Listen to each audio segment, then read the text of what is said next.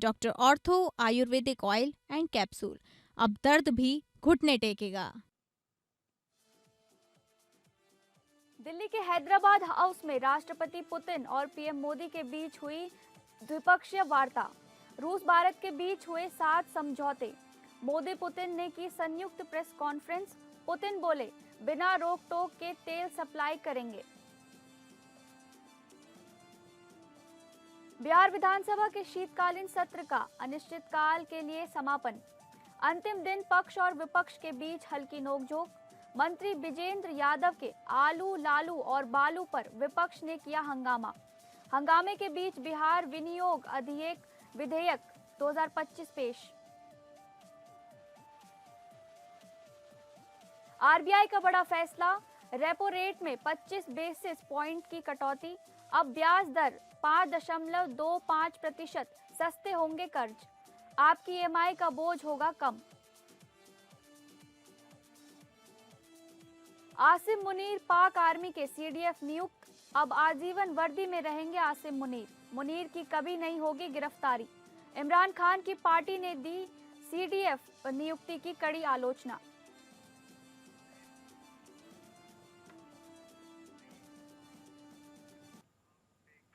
नमस्कार, आप सभी का स्वागत है इस बुलेटिन में। मैं हूं आपके साथ शालिनी राणा। शुरुआत करेंगे बुलेटिन की।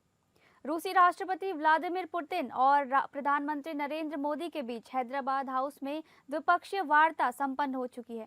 इस वार्ता के बाद दोनों देशों के बीच हुए समझौतों का आदान प्रदान किया गया।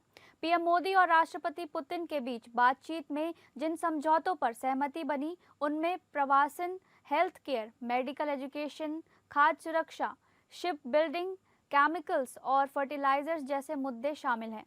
राष्ट्रपति व्लादिमीर पुतिन के साथ संयुक्त प्रेस कॉन्फ्रेंस में पीएम मोदी ने रूस के लोगों के लिए एक अहम घोषणा की। पीएम मोदी ने बताया कि भारत ने रूस के लोगों के लिए फ्री ई टूरिस्ट वीजा की शुरुआत की है। ये ई वीजा 30 दिनों के लिए वैध होगा। दोनों देशों के बीच जिन समझौतों का आदान प्रदान हुआ है, उनमें शामिल है सहयोग और प्रवासन और पर समझौता, अस्थायी श्रम गतिविधियों पर समझौता, स्वास्थ्य सेवा और मेडिकल शिक्षा पर समझौता, खाद्य सुरक्षा और मानकों पर समझौता, ध्रुवीय जहाजों पर समझौते, समुद्री सहयोग पर समझौते, उर्वरकों पर समझौता। उर्वरकों पर समझौते के तहत तय हुआ कि भारत और रूस संयुक्त रूप से यूरिया का उत्पादन करेंगे। भारत रूस से बड़े पैमाने पर यूरिया आयात करता है। इस समझौते से भारत अब रूस के साथ मिलकर यूरिया का उत्पादन भी करेगा। भारत रूस के बीच कामगारों की आवाजाही को लेकर समझौता विदेश जाकर काम करने की चाह रखने वाले वर्कर्स के लिए खुशखबरी है। इस समझौते के तहत भारत के कामगार व्यवस्थित तरीके से रूस आ जा सकेंगे और एक बेहतर सैलरी पर काम कर सकेंगे। कनाडा, ब्रिटेन जैसे यूरोपीय देशों में सख्त होते प्रवासी नियमों के बीच ये समझौता राहत देने वाला है। राष्ट्रपति पुतिन ने हमारी स्ट्रेटेजिक पार्टनरशिप की नींव रखी थी। 15 वर्ष पहले 2010 में हमारी साझेदारी को special and privilege strategic partnership का दर्जा मिला। पिछले 2.5 दशक से उन्होंने अपने नेतृत्व और दूरदृष्टि से इन संबंधों को निरंतर सींचा है। हर परिस्थिति में उनके नेतृत्व ने आपसी संबंधों को नई ऊंचाई दी है।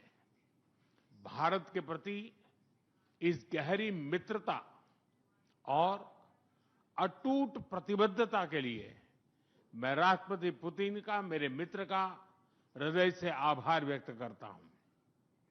फ्रेंड्स, पिछले 8 दशकों में विश्व में अनेक उतार चढ़ाव आए हैं। मानवता को अनेक चुनौतियों और संकटों से गुजरना पड़ा है और इन सब के बीच भी भारत रूस मित्रता एक ध्रुव तारे की तरह बनी रही है। परस्पर सम्मान और गहरे विश्वास पर टिके ये संबंध समय की हर कसौटी पर हमेशा खरे उतरे हैं। बिहार विधानसभा और विधान परिषद की 5 दिनों की कार्यवाही शुक्रवार को संपन्न हो गई। विधानसभा में स्पीकर प्रेम कुमार ने सदन के अनिश्चितकाल के लिए स्थगित करने की घोषणा कर दी। सदन के अंतिम दिन कार्यवाही के दौरान पक्ष और विपक्ष के बीच हल्की नोकझोंक देखने को मिली, जिसके बाद 18वीं बिहार विधानसभा के शीतकालीन सत्र का समापन घोषित कर दिया गया। अवसान की घोषणा करते हुए विधानसभा अध्यक्ष प्रेम कुमार ने सभी सदस्यों को आगामी नए वर्ष 2026 की अग्रिम शुभकामनाएं दी। उन्होंने उम्मीद जताई कि नया साल बिहार की प्रगति, जन कल्याण और सकारात्मक राजनीतिक संवाद को नई दिशा देगा। अब बिहार विधानसभा का अगला सत्र वर्ष 2026 में आयोजित किया जाएगा, जिसमें नए एजेंडा, विधेयक और बजट सत्र से जुड़े महत्वपूर्ण मसलों पर चर्चा होने की संभावना है। उससे पहले बिहार विधानसभा में सत्ता पक्ष और विपक्ष के बीच नोकझोंक के बीच बिहार विनियोग विधेयक 2025 पेश किया गया। विधानसभा की कार्यवाही शुक्रवार को शुरू होते ही जल संसाधन विभाग के मंत्री विजय चौधरी ने बांधों की सुरक्षा स्थिति का वित्तीय वर्ष 2024-25 का वार्षिक प्रतिवेदन सदन पटेल पर रखा।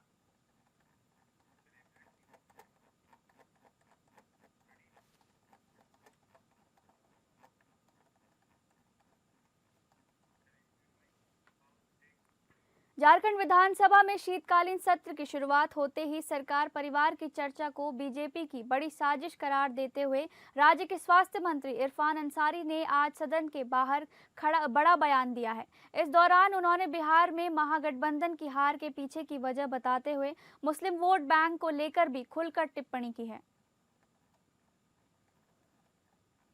का एक सुयोजित साजिश है ये। हम लोग क्यों जाएंगे? पूर्ण बहुमत की सरकार है और जनता ने मैंडेट दिया। 28% आदिवासी, 19% मुस्लिम, 47% ऐसे हो गया और अन्य आएगा तो 50 साल तक हमारी सरकार रहेगी। कोई सोच सकता है क्या भाजपा में कुछ जाएगा? नहीं तो क्या ये जानबूझकर काम को प्रभावित करने की दिशा में ये भाजपा का पहल था? कहीं कोई सच्चाई नहीं है। सरकार 5 साल पूरा करेगी मजबूती के साथ और 50 साल तक राज करेंगे हम। झारखंड विधानसभा के शीतकालीन सत्र के पहले दिन सदन के बाहर राज्य सरकार में फेरबदल की अटकलों पर प्रदेश कांग्रेस की नाराजगी खुलकर सामने आई है। इस कड़ी में खिजरी विधायक राजेश कच्छप ने हमारी संवाददाता तृप्ति से बातचीत में मुख्यमंत्री हेमंत सोरेन के दिल्ली दौरे पर भी सफाई दी। विधानसभा का शीतकालीन सत्र आज से शुरू हो चुका है और इस वक्त हमारे बीच मौजूद है कांग्रेस विधायक राजेश कश्यप। आइए उनसे जानते हैं किस तरह की तैयारी है 8 तारीख को दूसरे दिन सत्र क्या कुछ होने वाला है। देखिए, सत्तारूढ़ दल हमेशा तैयार रहता है क्योंकि वो शासन चलाता है। एक सवाल, आरोप पत्र जारी किया गया था विपक्ष द्वारा और 3 मुद्दों को खास तौर पर सरकार की घेराबंदी के लिए तैयार किया गया है, जैसे कि भ्रष्टाचार, कानून व्यवस्था और अवैध कोयला खनन को लेकर घेरने की तैयारी। इस पर क्या कहेंगे? देखिए, कोयला खनन और लॉ एंड ऑर्डर किसका नाम आया? बाबूलाल जी के नजदीकी का नाम आया, बाबूलाल जी का नाम आया। तो लॉ एंड ऑर्डर खराब कर रहा है भाजपा, कोयला व्यापार कर रहा है भाजपा, इल्जाम लगा रहा है सरकार पे, सरकार कार्रवाई कर रही है। बिल नेता प्रतिपक्ष का कहना है कि सरकार यहाँ पर है तो वो अपनी तरफ से कार्रवाई करने के लिए आगे नहीं आ रही है, यहाँ की एजेंसियों को भी आवाज उठाना चाहिए, कहना उनका। नहीं, अच्छा, मतलब इन लोग को केवल जो भाजपा का एजेंसी है, ईडी सीबीआई, उसी पे विश्वास है, दूसरे एजेंसी पे विश्वास नहीं है। देखिए, एजेंसियां जो हैं अपना काम उनको करना चाहिए। हम संवैधानिक पद की गरिमा का हम सम्मान सर, करते हैं। 28 नवंबर को मुख्यमंत्री हेमंत सोरेन दिल्ली गए और 4 दिन जब वो दिल्ली में रहे, यहाँ लगातार ये अफवाह उड़ी भाजपा और जेएमएम साथ आएगी। अब भले ही अफवाह का खंडन हो चुका है, ऐसा कांग्रेस ने भी कहा, लेकिन ऐसा क्यों हुआ कि राष्ट्रीय महासचिव केसी वेणुगोपाल को खुद ये कहना, फोन करना पड़ा मुख्यमंत्री को इस पर? अच्छा, एक दिन मुझे आप एक बताइए, आप अपने पति के साथ नहीं जाती है कहीं घूमने के लिए क्या? जी, निजी यात्रा की बात है, लेकिन वो फोन क्यों किया? आखिर उनको क्यों फोन करना पड़ा? आखिर ये अफवाह उनकी यात्रा से ये भाजपा के लोग जो प्रोपेगेंडा फैला रहे थे, तो न्यूज चैनल के लोग, आप लोग भी तो जुड़े हुए हैं ना। जी जी, तो आप लोग भी जुड़े, तो आपके क्वेश्चन के आधार पर उन्होंने फोन मतलब किया सब कुछ होगा। ठीक है, यही मान। ऑल इज वेल, हमेशा परफेक्ट रहेगा और अभी परफेक्ट है, आने वाले दिनों में भी परफेक्ट रहेगा। बहुत बहुत शुक्रिया। तो झारखंड में महागठबंधन में ऑल इज वेल है, कांग्रेस ने साफ तौर पर कहा है और मुख्यमंत्री की यात्रा को निजी कहा है। यहाँ पर महासचिव जो कांग्रेस के केसी वेणुगोपाल ने खुद फोन कर मुख्यमंत्री से बातचीत की थी, इस पर भी उन्होंने अपनी राय रखी और भाजपा पर तंज भी कसा। फिलहाल के लिए एपीएन न्यूज से कैमरामैन दीपक के साथ मैं तृप्ति राजस, नमस्कार। उत्तराखंड की धामी सरकार के खिलाफ कोई साजिश रच रहा है, जिससे प्रदेश भर में एक बार फिर नेतृत्व परिवर्तन की चर्चा शुरू हो गई है। सरकार के खिलाफ चल रही इस चर्चा पर विपक्ष ने भी तगड़ा जुबानी हमला किया है, जिससे प्रदेश में सियासत फिर से गर्म हो गई है। उत्तराखंड में मुख्यमंत्री पुष्कर सिंह धामी की सरकार भले ही राज्य का चहुमुखी विकास कर रही है, लेकिन फिर भी सरकार के खिलाफ चल रही अफवाहें खत्म नहीं हो रही हैं। मुख्यमंत्री पुष्कर सिंह धामी जैसे ही दिल्ली दौरे पर होते हैं, उत्तराखंड में नेतृत्व परिवर्तन की चर्चा जोर शोर से होने लगती है।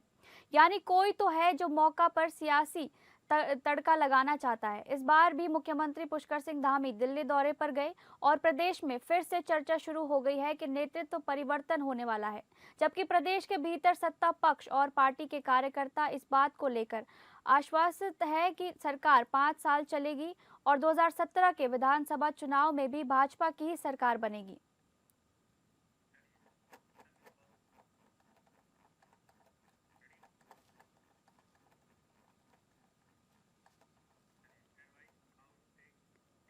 झांसी के खुशीपुरा की एक 2003 की वोटर लिस्ट वायरल हो रही है, जिसमें अभिनेता अमिताभ बच्चन और उनके पिता हरिवंश का नाम समेत मकान नंबर 54 दर्ज है। एसआईआर अभियान के दौरान पुरानी सूची में अमिताभ पुत्र हरिवंश राय का नाम मिलते ही लोगों में उत्सुकता बढ़ गई।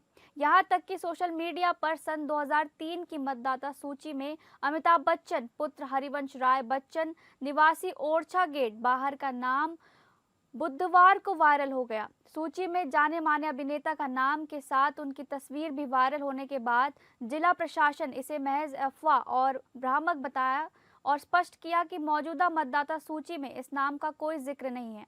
दरअसल सदर विधानसभा के मतदेय स्थल खुशीपुरा में ओरछा गेट बाहर की 2003 की वोटर लिस्ट में मकान नंबर 54 निवासी अमिताभ बच्चन पुत्र हरिवंश राय बच्चन के नाम जुड़े होने की पोस्ट सोशल मीडिया पर तेजी से वायरल हुई।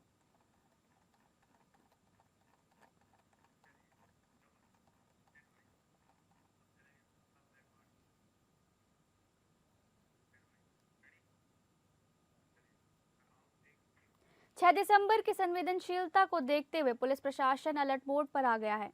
पुलिस उप महानिरीक्षक आगरा परिक्षेत्र और वरिष्ठ पुलिस अधीक्षक मथुरा ने बुधवार को थाना गोविंद नगर क्षेत्र में व्यापक फ्लैग मार्च निकाला।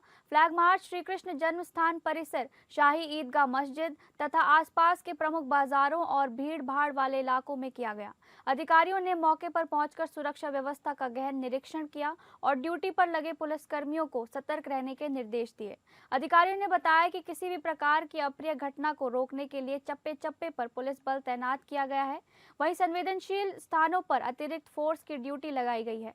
फ्लैग मार्च के दौरान सुरक्षा व्यवस्था को और मजबूत करने के लिए आवश्यक दिशा निर्देश भी दिए गए। पुलिस प्रशासन ने जनता से अपील की है कि वे अफवाहों पर ध्यान न दें और शांति एवं सौहार्द बनाए रखने में सहयोग करें।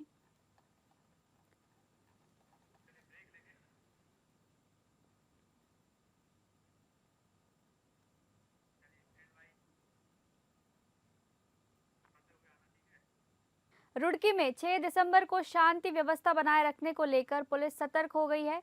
पिरान कलियार में भारी पुलिस बल के साथ दरगाह क्षेत्र बेडपुर चौक से पीपल चौक तक फ्लैग मार्च निकाला गया।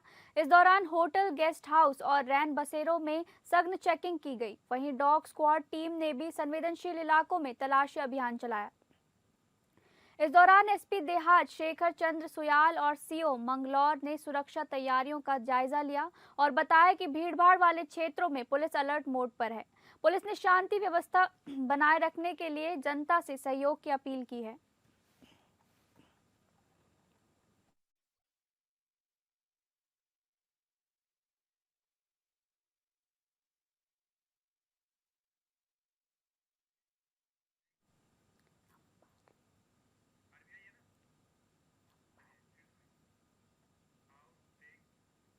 भारतीय रिजर्व बैंक ने बड़ा फैसला लिया है। रेपो रेट में 25 बेसिस पॉइंट की कटौती की है। आरबीआई ने रेपो रेट को 0.25 प्रतिशत घटाकर 5.25% कर दिया है। इस कटौती का फैसला मॉनेटरी पॉलिसी कमेटी की 3 से 5 दिसंबर तक चली मीटिंग में लिया गया। आरबीआई गवर्नर संजय मल्होत्रा ने 5 दिसंबर को इसकी जानकारी दी। रिजर्व बैंक ऑफ इंडिया यानी आरबीआई जिस रेट पर बैंकों को लोन देता है उसे रेपो रेट कहते हैं। जब आरबीआई रेपो रेट घटता है तो बैंकों को सस्ता कर्ज मिलता है और वो इस फायदे को ग्राहकों तक पहुंचाते हैं। यानी आने वाले दिनों में होम और ऑटो जैसे लोन 0.25% तक सस्ते हो जाएंगे। ताज़ा कटौती के बाद 20 साल के 20 रुपये लाख के लोन पर ईएमआई 310 रुपये तक घट जाएगी। इसी तरह 30 लाख के लोन पर ईएमआई 465 रुपये तक घट जाएगी। नए और मौजूदा ग्राहकों दोनों को इसका फायदा मिलेगा। रेपो रेट घटने के बाद बैंक भी हाउसिंग और ऑटो जैसे लोन्स पर ब्याज दरें कम करते हैं। ब्याज दरें कम होने पर हाउसिंग डिमांड बढ़ेगी, ज़्यादा लोग रियल एस्टेट में निवेश कर सकेंगे। इससे रियल एस्टेट सेक्टर को बूस्ट मिलेगा।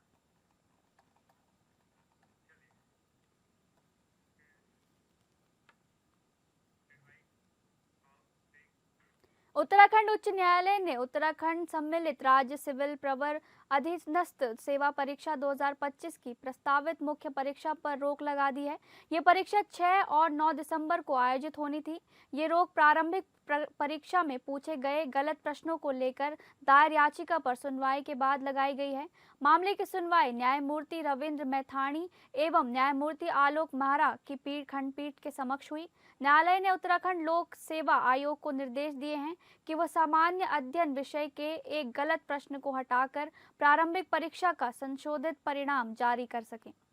इसके अलावा वर्ष 2022 के रेगुलेशन के अनुसार नई मेरिट सूची जारी की जाए। मामले के अनुसार कुलदीप कुमार सहित अन्य अभ्यर्थियों ने हाईकोर्ट में याचिका दायर कर प्रारंभिक परीक्षा के प्रश्नों को चुनौती दी थी। ये परीक्षा डिप्टी कलेक्टर, पुलिस उपाधीक्षक, वित्त अधिकारी, कोषाधिकारी, सहायक आयुक्त राज्य कर अधिकारी, सहायक नगर आयुक्त, अधिशासी अधिकारी, अपर मुख्य अधिकारी, जिला पंचायत, जिला समाज कल्याण अधिकारी सहित 120 से अधिक पदों के लिए आयोजित की गई थी।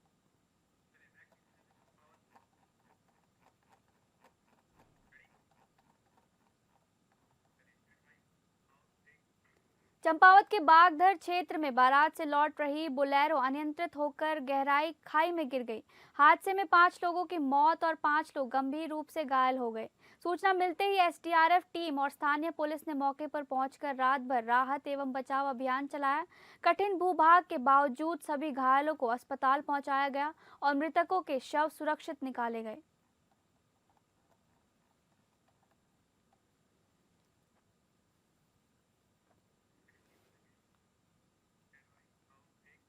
देश की सबसे बड़ी एयरलाइन कंपनी इंडिगो लगातार चौथे दिन क्रू मेंबर्स, पायलट सहित फ्लाइट ऑपरेट करने वाले लोगों का ग्रुप की कमी से जूझ रहा है। स्टाफ की कमी के कारण शुक्रवार सुबह 10 बजे तक दिल्ली, बेंगलुरु, पुणे और हैदराबाद में 391 फ्लाइट्स कैंसिल हो गई हैं। इनमें दिल्ली में सबसे ज़्यादा 225, बेंगलुरु में 102, पुणे में 32 और हैदराबाद में 32 उड़ानें रद्द हुई हैं। इनमें आने और जाने दोनों फ्लाइट्स के आंकड़े शामिल हैं। सैकड़ों इंडिगो फ्लाइट्स देरी से भी टल रही है। उड़ानों में कैंसिल होने और देरी के कारण देश भर में बड़ी संख्या में यात्रियों को परेशानी हो रही है। कई एयरपोर्ट्स पर लोग 24-24 घंटे से फ्लाइट का इंतजार कर रहे हैं। गोवा एयरपोर्ट पर एक महिला यात्री ने बताया, हम सुबह 5 बजे से इंतजार कर रहे हैं। एयरपोर्ट आने पर पता चला कि फ्लाइट कैंसिल हो गई है। इधर इंडिगो ने Directorate General of Civil Aviation से फ्लाइट ड्यूटी टाइम लिमिटेशन के नियमों से 10 फरवरी 2026 तक छूट देने की अपील की है। कंपनी ने आश्वासन दिया है कि 3 महीने के भीतर उसकी परिचालन स्थिति फिर से सामान्य हो जाएगी।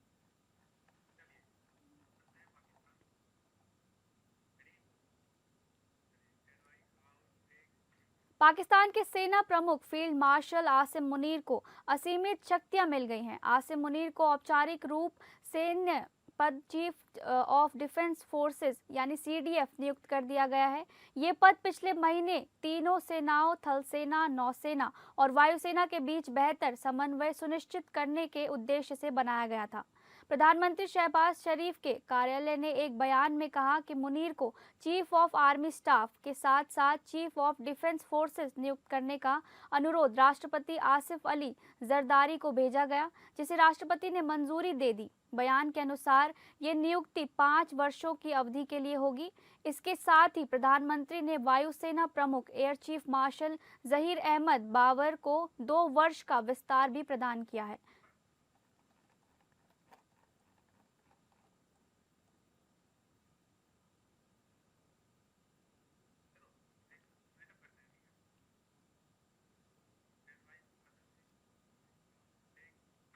फिलहाल इस बुलेटिन में बस इतना ही। नमस्कार।